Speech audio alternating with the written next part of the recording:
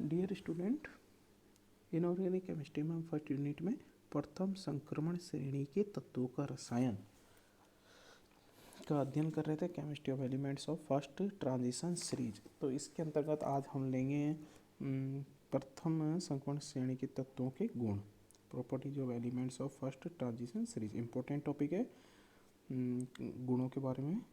तो सबसे पहले इलेक्ट्रॉनिक विन्यास।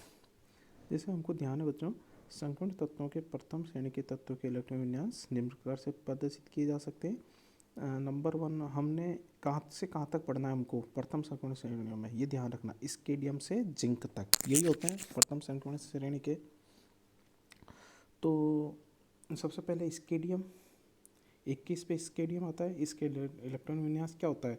1s2, 2s2, 2p6, 3s2, 3p6, 3d1 और 4s2।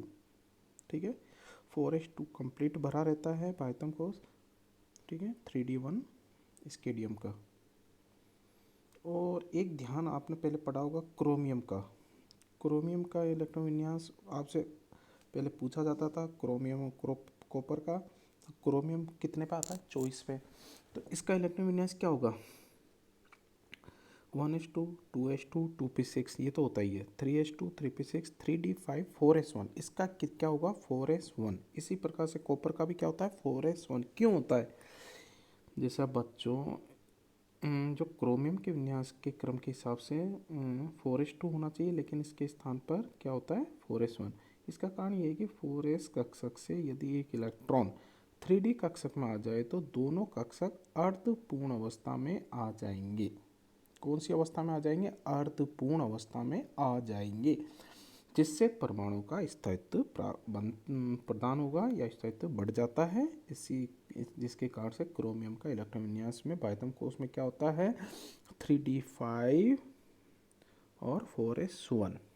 इसी प्रकार से कॉपर में भी क्रोमियम की भांति 4s कक्षक का एक इलेक्ट्रॉन 3d कक्षक में आ जाता है, जिससे दोनों ही कक्षक अर्धपूरित व पूर्ण पूरित कक्षों में परिवर्तित हो जाते हैं, तो स्थायी विन्यास को प्राप्त कर लेते हैं।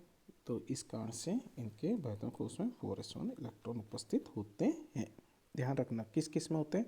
क्रोमियम और कॉपर में। अगला है परमाणुीय तथा आयनिक त्रिज्याएं। तो किसी परमाणु के बाह्यतम इलेक्ट्रॉन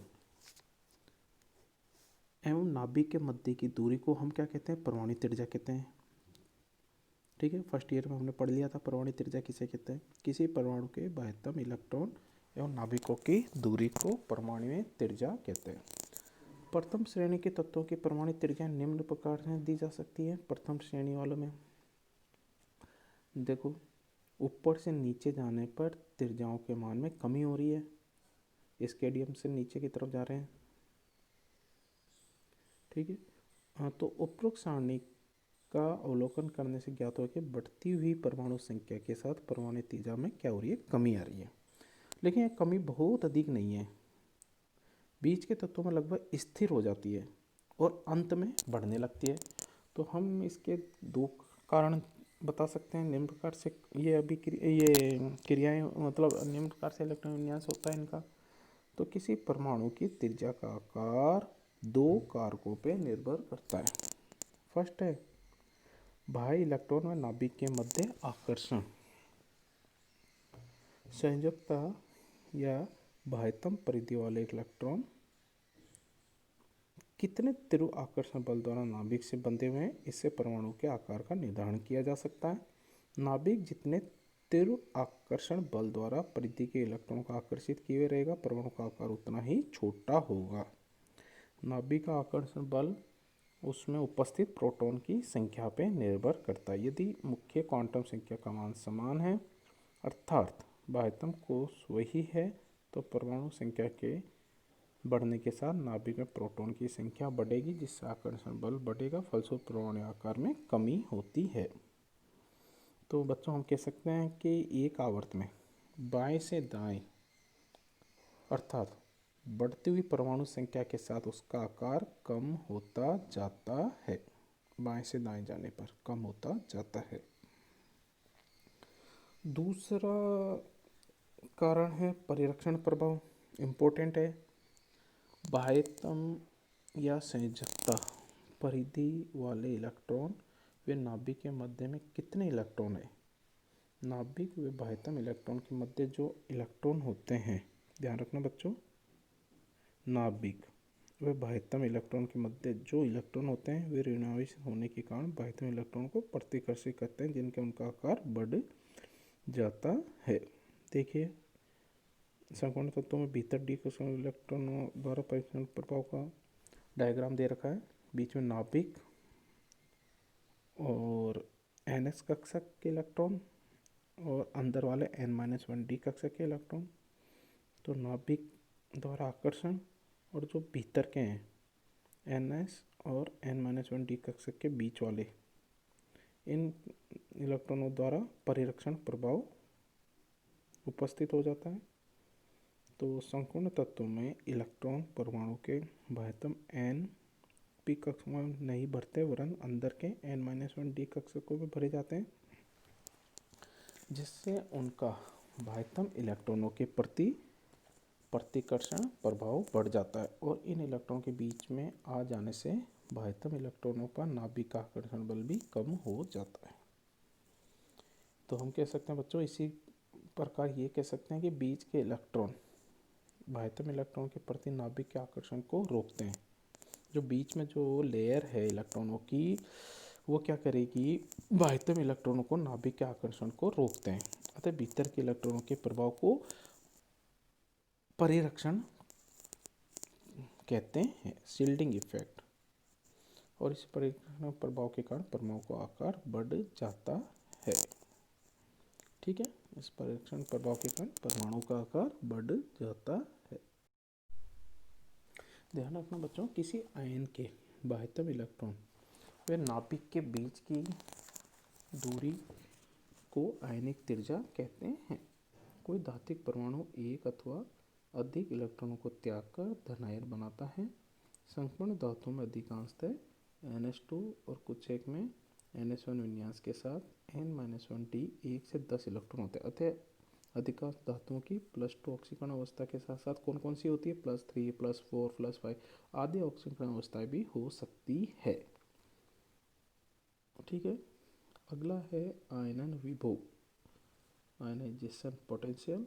आयनन विभव इंपॉर्टेंट टॉपिक है। आयनन विभव तो क्या होता है आयनन विभव, किसी तत्व की आयनीकरण ऊर्जा अथवा आयनन विभव उस ऊर्जा को प्रदर्शित करता है जो उस तत्व के एक गैसीय परमाणु के बाह्यतम इलेक्ट्रॉन को, कौन से वाले, बाह्यतम इलेक्ट्रॉन को नाभिक आकर्षण से अनंत दूरी पर ले जाने के लिए आवश्यक होती है।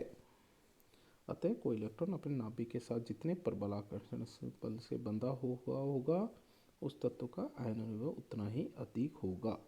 ठीक है, एक आवर्त में जब हम बाएं से दाएं चलते हैं तो तत्वों के आकार में कमी होती जाती है।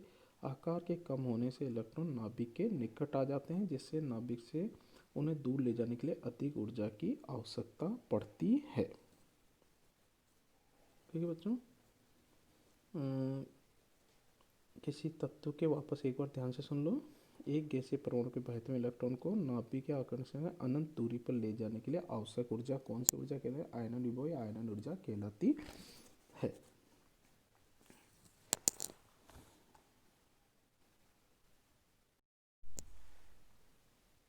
अब इस सारणी में देखें बच्चों, प्रथम आयनन विभव के मान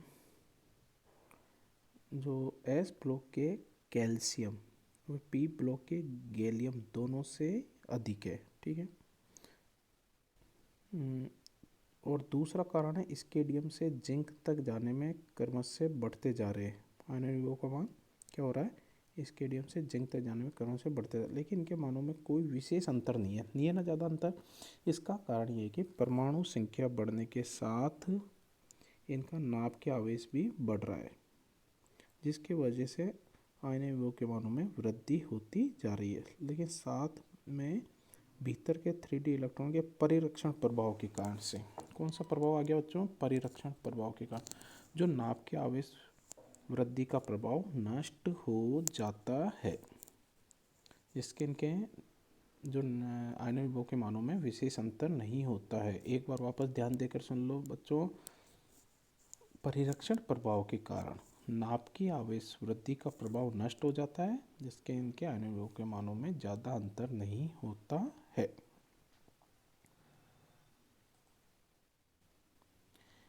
इसी प्रकार दूसरे आयनन विभव का मान अर्थात एक धनावेशित आयन से एक इलेक्ट्रॉन का अनंत दूरी ले जाने के लिए आवश्यक ऊर्जा का मान भी क्रमशः स्केडियम से जिंक तक जाने में बढ़ता जाता है। अगला है क्रियाशीलता। किसी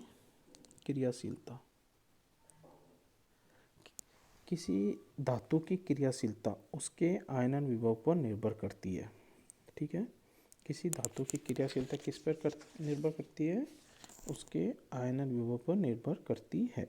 किसी धातु के आयनन विभव का मान जितना कम होगा वे धातु उतनी ही आसानी से इलेक्ट्रॉन का त्याग करेगी, और जो धातु इलेक्ट्रॉन का आसानी से त्याग कर सकती है वे अत्यंत विद्युत धनी, प्रबल अपचायक एवं अत्यंत क्रियाशील होगी। ठीक है बच्चों, किसी धातु की क्रियाशीलता उसके आयनन विभव पर निर्भर करती है। ठीक है, निर्भर करती है। संपूर्ण तत्वों का बाह्यतम इलेक्ट्रॉन विन्यास क्या होता है? हमको पता है NH1 NH2 होता है, जो क्षार धातु क्षारीय धातु के अनुरूपी होता है। फिर भी इनकी क्रियाशीलता में बहुत अंतर है। क्षार धातुएं क्षारीय धातुएं अत्यंत क्रियाशील होती है क्योंकि इनके आयनन विभव के मान बहुत कम होते हैं, और आयनन विभव के मान इस कारण से कि इनके NH1 NH2 विन्यास के भीतर उत्कृष्ट गैस विन्यास होता है। संपूर्ण तत्वों के आयनन विभव के उच्च मान के कारण संपूर्ण धातुएं आसानी से इलेक्ट्रॉन त्याग नहीं कर सकती। ध्यान देना बच्चों, संपूर्ण धातु के आयनन विभव के उच्च मान होने के कारण से संपूर्ण धातुएं आसानी से इलेक्ट्रॉन त्याग नहीं कर सकती। इस कारण से ये कम क्रियाशील, कम धनविद्युत, दुर्बल अपचायक धातुएं होती है।